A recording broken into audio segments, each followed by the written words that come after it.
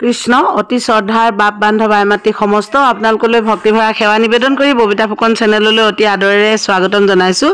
আৰু চাংমাই বাপৰ ঘৰত আজি ইমান সুন্দৰ এটি অনুষ্ঠান পাতিছে, তাকে ভকত বৈষ্ণৱৰ সমাগম চাওকচোন। ৰাতিলৈ আছে ভাওনা, আপোনালোকক বোলে অকণমান দেখুৱাওঁ তাকে ভাবিলোঁ।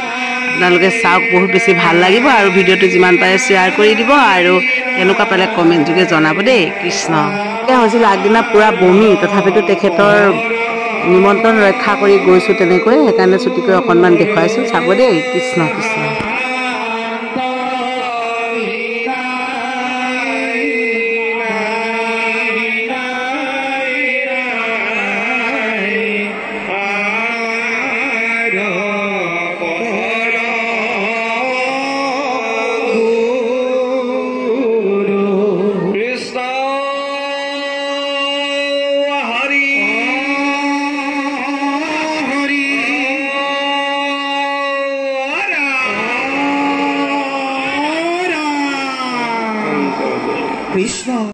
কৃষ্ণ পদগমনৰ স্থান দিবৰ বাবে মহাপুৰুষ শ্ৰী শ্ৰী মাধৱদেৱৰ এফাকি অমৃতময় গোসাঁই আমি সেৱা ধৰাইছে। কৃষ্ণৰাম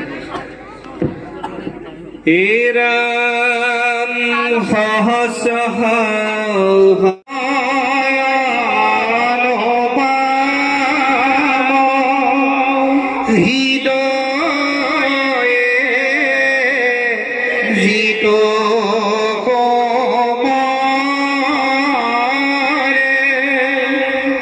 যত মহাপাপ নাময় পৰাধ হবে মোৰ কৰে যত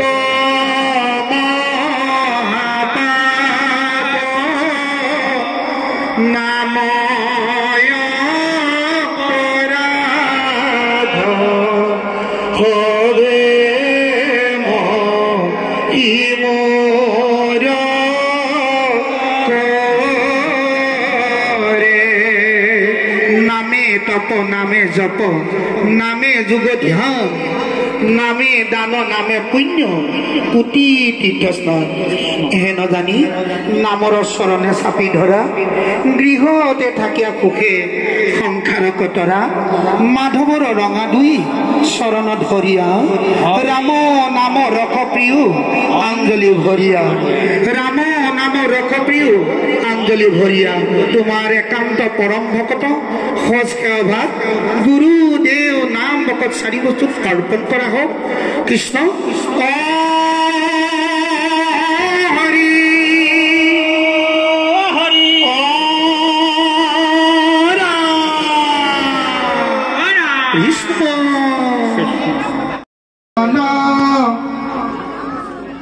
জাগ যোগা দিৰু হৰি নাম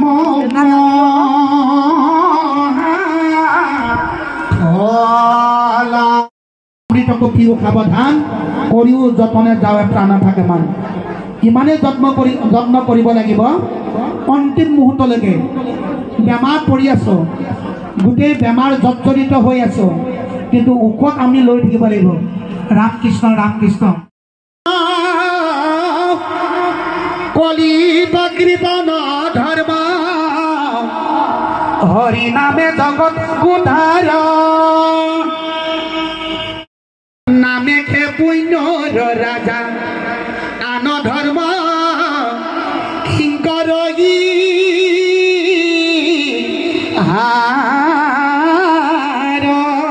ভাগৱত 10ম স্কন্ধত কৃষ্ণই উদ্ধৱক কৈছে ভাষা। গতিকে জানি এৰা আন কৰ্ম, হে উদ্ধৱ আন কৰ্ম এৰা। তাৰমানে তোমাৰ দক্ষিণ অন্য 33 কোটি দেৱ দেৱতা সেৱা পূজা কৰা, এই আন ধৰ্ম তুমি বাদ দিয়া। তাৰপিছত আৰু এটা কাম কৰিব লাগিব। আন ধৰ্ম এৰি কি কৰিব লাগিব?